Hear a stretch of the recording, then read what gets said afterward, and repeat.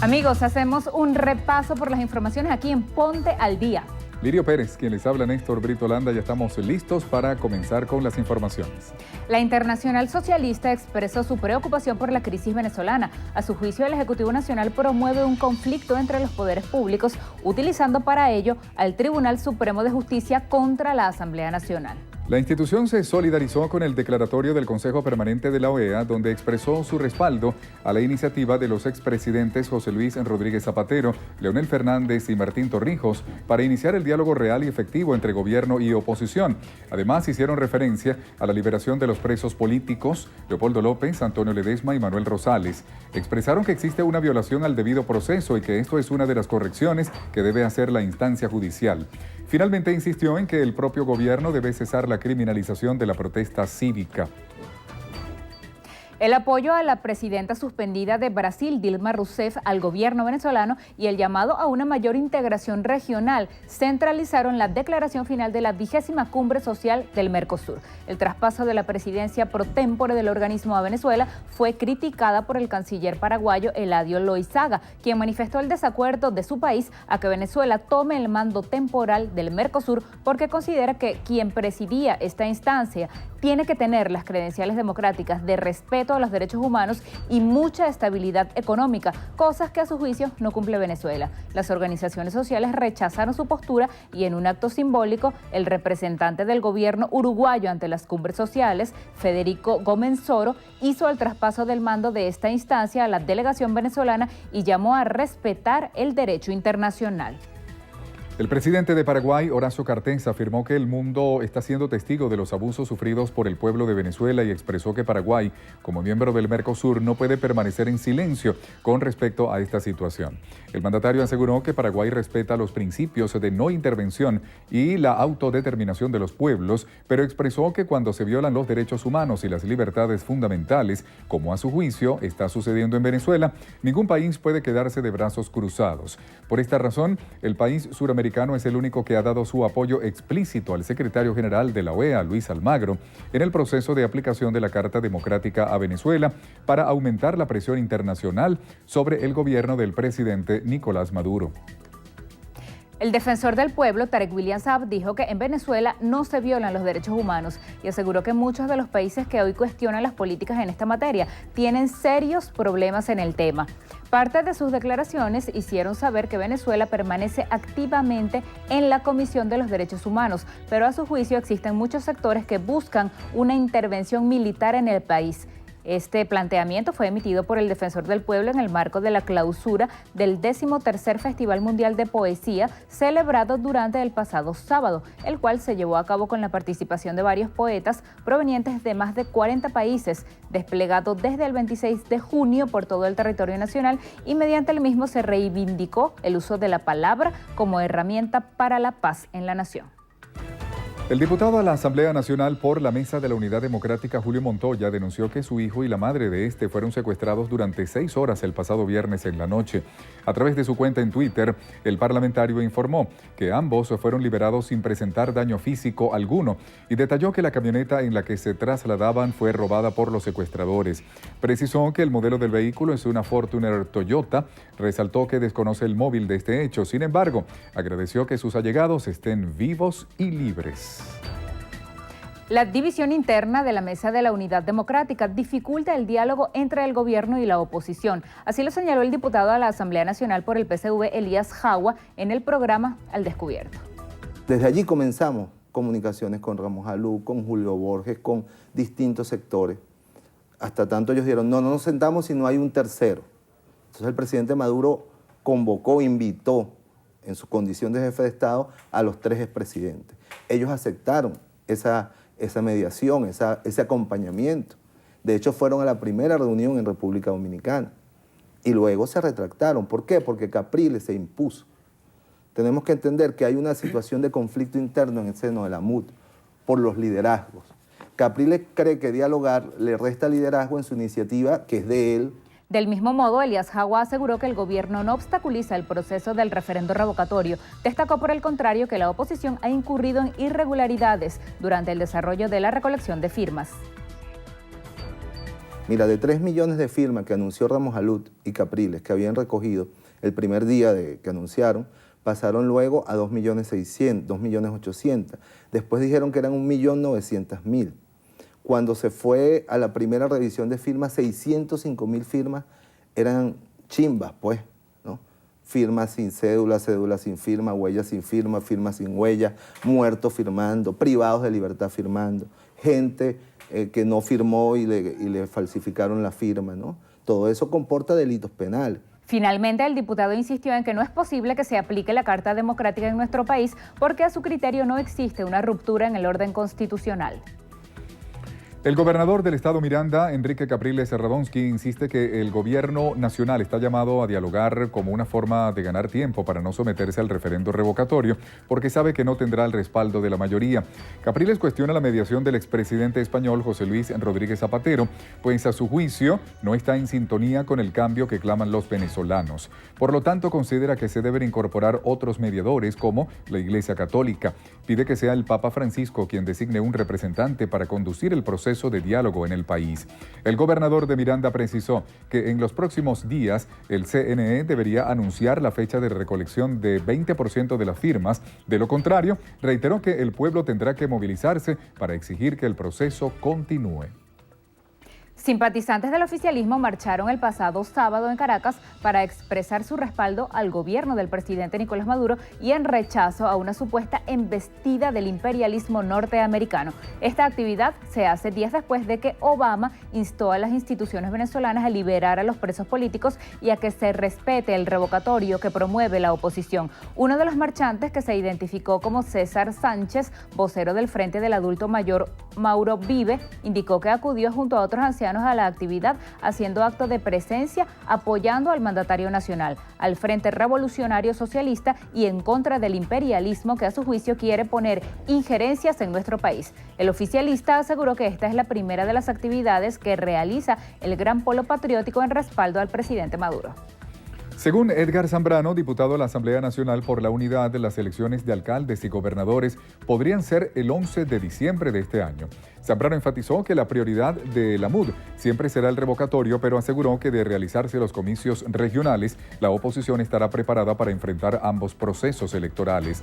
Recientemente, el gobernador del estado Lara, Henry Falcón, se reunió con la rectora del Poder Electoral, Tibisay Lucena, para tratar este tema, pero al parecer Lucena no precisó si las regionales serán este mismo año. Sin embargo, adelantaron que el CNE se pronunciará esta semana para emitir la información de un calendario electoral.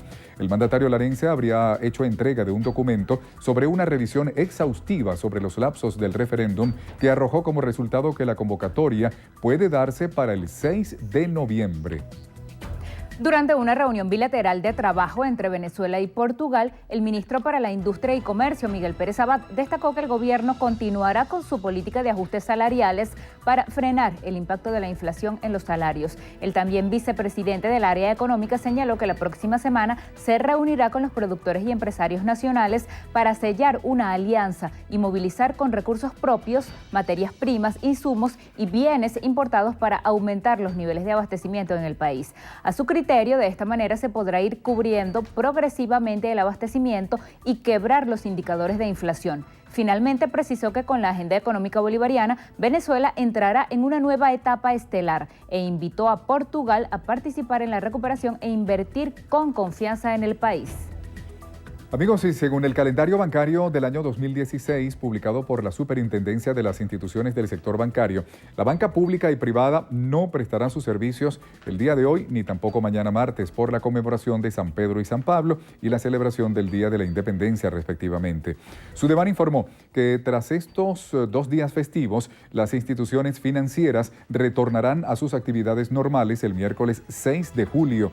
Sin embargo, resaltaron que durante los días feriados nacionales y bancarios, algunos bancos mantienen operativos sus servicios de taquilla externa, principalmente en los centros comerciales, por lo que será necesario acceder al portal web de las mismas para obtener información al respecto.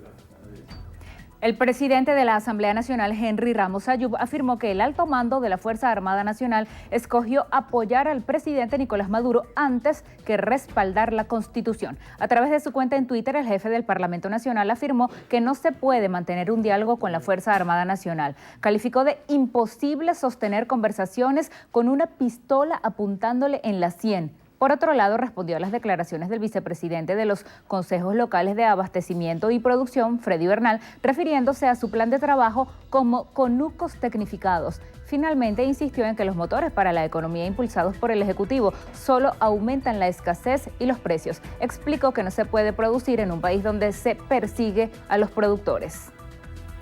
Gladys Enriquena, ministra para la Mujer, entregó la orden Carmen Clemente Travieso a nuestra compañera Jessica Brizuela como un reconocimiento por la campaña Con violencia no hay paraíso, rompe el silencio ya. Jessica Brizuela es la productora y presentadora de la campaña difundida todos los jueves por Noticiero Venevisión. Esto para generar conciencia en el país sobre el problema del maltrato a la mujer. Gladys Enriquena, ministra para la Mujer, exhortó a todos los venezolanos y venezolanas a sumar esfuerzos para que se respete el derecho de las mujeres a una vida libre de violencia. Aquí se ha reconocido hoy desde programas digitales, páginas digitales, hasta programas de televisión, programas de radio, programas de productoras, contenidos de productoras que han trabajado en campañas que han permitido visibilizar, pero también a las mujeres y sus derechos. Han permitido desafiarnos en lo que es la lucha contra la violencia hacia la mujer. Hemos reconocido, como quien dice, campañas que algunas agencias y algunos canales de televisión como Venevisión, por ejemplo, como la Agencia Venezolana de Noticias, como Radio Nacional de Venezuela, llevan en su programación que permite justamente ir instalando un proceso de corresponsabilidad de los dueños de los medios privados, de los dueños de agencias, de los constructores de noticias, precisamente desde una perspectiva de género. Luis José Marcano, ministro para la Comunicación e Información, participó en el acto de entrega de los reconocimientos a las periodistas. Hemos visto con muchísimo optimismo la receptividad que han tenido medios de comunicación nacionales, prensa escrita, televisión, radio en nuestro país, a contribuir en este sentido. Progresivamente iremos a cada una de las regiones, a los medios de comunicación regionales para llevar esta palabra, para llevar este conocimiento acerca de una causa que es justa, una causa que es noble, que es la causa del feminismo, que es la causa de una sociedad mucho más justa, una sociedad de iguales, una sociedad de equidad. En eso estamos trabajando, agradecemos el aporte que cada uno de los medios de comunicación esté realizando en este sentido. Un trabajo que se ha venido dando desde hace aproximadamente un año, donde se busca erradicar la violencia contra la mujer. Es un trabajo bien, hay que tener mucho tacto para hacer este tipo de campaña, hay que entender a la mujer víctima de violencia y sobre todo hay que concientizar y visibilizar a la ciudadanía. Porque el tema de la violencia contra la mujer es un tema de todos. Todos somos responsables de la erradicación de la violencia contra la mujer.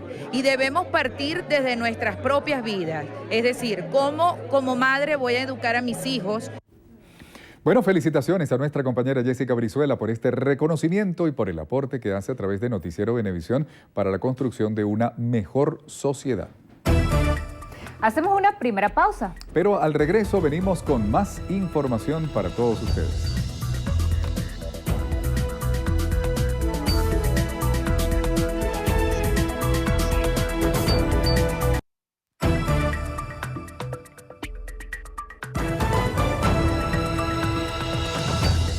Tras 6 meses de seguimiento, tropas de la 5ª Brigada del Ejército Colombiano lograron capturar a Hernán Jaramillo Orozco, alias Guadalupe, máximo cabecilla de esta organización guerrillera.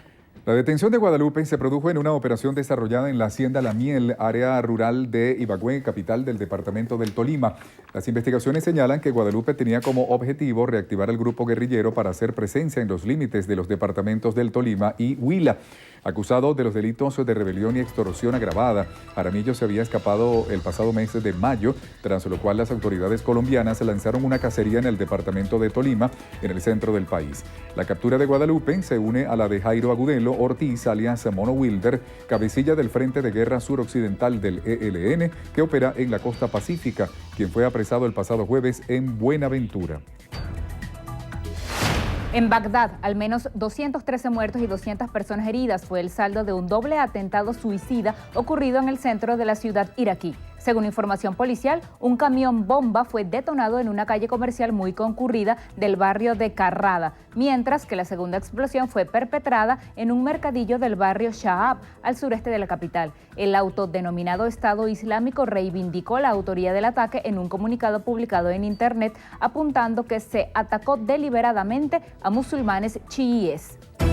Amigos, es momento de hacer una nueva pausa. Al regreso, en Entrevista a Venevisión nos acompaña Germán Ferrer, diputado a la Asamblea Nacional por el Gran Polo Patriótico. Ya venimos. Entrevista Venevisión, líder en opinión, por tu canal independiente, Venevisión. Amigos, bienvenidos a Entrevista a Venevisión. Está con nosotros Germán Ferrer, diputado a la Asamblea Nacional por el Gran Polo Patriótico. Buenos días y bienvenido. Muy buenos días, Lirio. Un gran saludo a toda nuestra gente por allá por el estado Lara, que por cierto voy a estar en este momento. Dentro de un rato estoy por allá. Diputado, de acuerdo con el informe de gestión de PDVSA, a pesar de la caída de los precios del petróleo, aumentó el aporte a las misiones. Usted, que justamente como diputado es miembro de la Comisión de Energía y Petróleo de la Asamblea Nacional, ¿qué nos puede decir? Sí, bueno, ya tú ves como, es decir, dentro de lo que es las políticas del Estado, que es de favorecer precisamente a las inmensas mayorías que estuvieron preteridas, estuvieron olvidadas durante mucho tiempo, la industria principal de Venezuela, PDVSA, siempre en este periodo de estos 17 años se ha abocado fundamentalmente a favorecer y a apoyar toda esta cantidad de programas de emisiones que van pues a resolver el problema de ese saldo que tenemos histórico. Y es importante establecer esto, Lirio, por lo siguiente. Yo creo que es ese repunte que hemos tenido en el precio del dólar ha favorecido de verdad de manera importante, porque cuando obligas a PDVSA a vender dólares a 10 bolívares, a 6 bolívares, pues sencillamente pues, los sometes a una situación bien difícil, ¿no? Sin embargo, cuando tú incrementas el precio del dólar, pues sencillamente hay más bolívares para poder resolver ya de la propia industria y lo que es la realidad pues el dólar en este momento, a favorecer sencillamente a los programas que el Estado tiene en vigencia en este momento. Un problema que parece corregirse es el plan administrado de carga. Se anuncia su término. ¿Pueden estar los pobladores, sobre todo del interior del país, tranquilos con que no habrá más cortes? Sí, realmente ha sido una situación bien difícil que hemos padecido todo, ¿no? Caracas con menos intensidad en ese sentido, pero vemos cómo afortunadamente se ha vuelto pues, a llenar los embalses del Guri, y las lluvias nos han favorecido y en este momento pues ya el ministro de Electricidad pues ya establece que no hay ya esa programación de recortes tan severos de carga y bueno, eso evidentemente que eso no solamente favorece a los ciudadanos en común, sino a toda la industria, porque eso nos venía afectando incluso a nivel del desarrollo económico del país. Usted ha dicho recientemente que la economía es ahora el problema que más preocupa a los venezolanos. Estamos comenzando segundo semestre del año. También el jefe de los llamados CLAP, los Comités Locales de Abastecimiento y Producción, Freddy Bernal, había reconocido que no están produciendo algunas de las empresas que fueron expropiadas o nacionalizadas. ¿Cómo ve usted las perspectivas económicas para lo que resta de 2016? No, sin duda que el gobierno nacional, el presidente Maduro, a través de todo ese mecanismo de los motores de la economía económico, ha ido impulsando todo lo que es la producción nacional. Evidentemente, bueno, que somos optimistas en el sentido de que tenemos que empezar a salir, yo creo que hemos tocado fondo y empezamos a salir con las políticas que en este momento está implementando el gobierno y se evidencia, pues ya hay un plan de siembra bien importante. Hemos estado conversando con el ministro Wilmar Castro, se ha otorgado pues semillas, que es una cosa que bien que tenemos que importar lamentablemente. Además tenemos que renovar y profundizar en lo que es el plan de semillas para que tengamos suficiente insumo para nuestros productores. Pero sí, yo creo que somos optimistas en ese sentido, que en cuanto a que la economía empieza a repuntar. El precio del petróleo nos ha mantenido de alguna manera pues también con cierta solvencia en la medida en que va aumentando. Aspiramos que los precios del petróleo para este año alcancemos el nivel de los $60 que ya serían suficientes para mover el aparato económico nacional. ¿Cuáles serían entonces las perspectivas para el segundo semestre del 2016? Mira, yo creo que evidentemente vamos a ir, a pesar de todos los problemas y de la inflación que nos está afectando, hemos ido repuntando, sin duda. Yo creo que vamos a tener resultados positivos en este segundo semestre.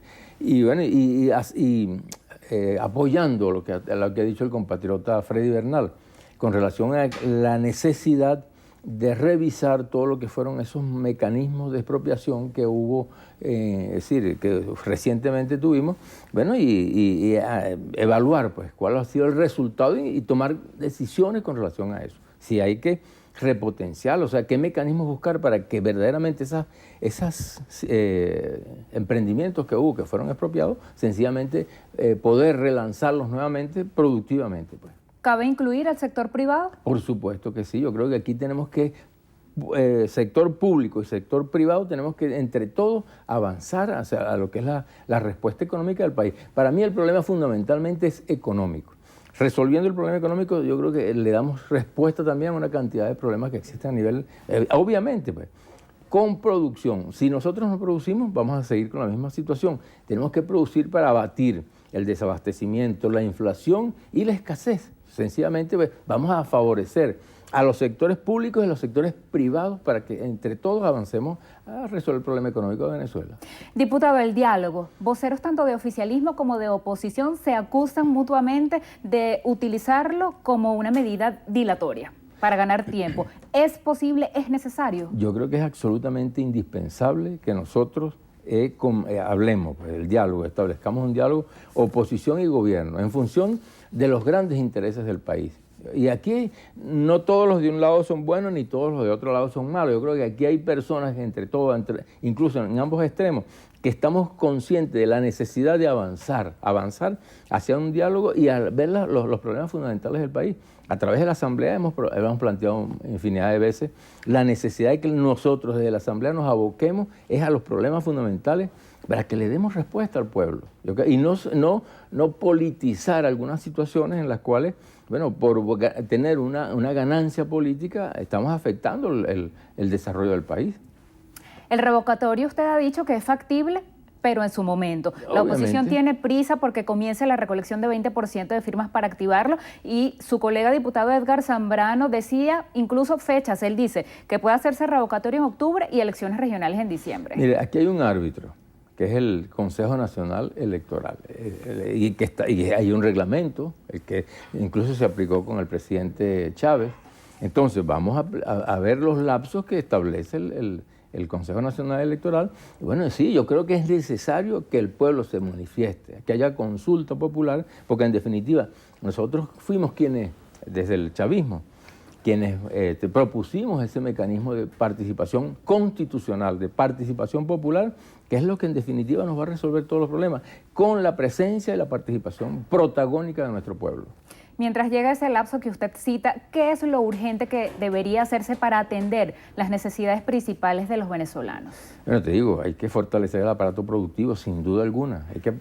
Digo que eso es lo fundamental, porque aquí no estamos hablando ni siquiera hablando de un modelo distinto al que impera a nivel planetario, que es el modelo capitalista. Nosotros hemos hecho una propuesta socialista, que evidentemente no es la que tenemos en este momento. O sea, todos estos problemas que están ocurriendo en Venezuela no podemos endilgárselos a una propuesta socialista, sino que es dentro de la misma dinámica del capital a nivel internacional, que está en una profunda crisis. Si no, veamos cómo están los países industrializados en este momento, con una crisis severa, bueno, y que nos afecta evidentemente a nosotros también. O sea, vamos a trabajar en el problema económico, el diálogo, la economía y la seguridad. ¿Todo al mismo tiempo? Yo creo que sí, en paralelo. Yo creo que podemos avanzar realmente. Si tenemos voluntad política para hacerlo, vamos a resolver los problemas sin duda alguna.